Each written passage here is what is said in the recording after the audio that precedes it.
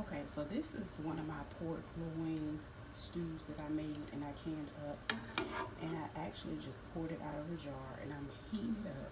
I already have some rice and basically I added some seasonings to it and I'm just basically gonna heat it up.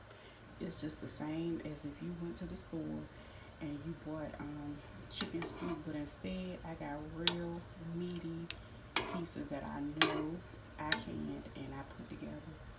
So yeah, this is one of the things that I love about canning.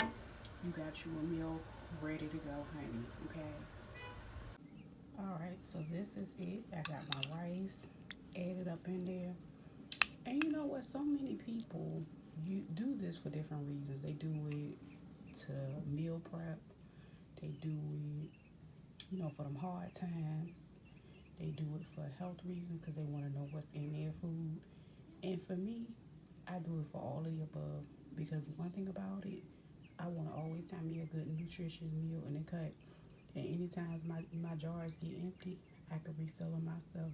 Pressure canning to change the game for me.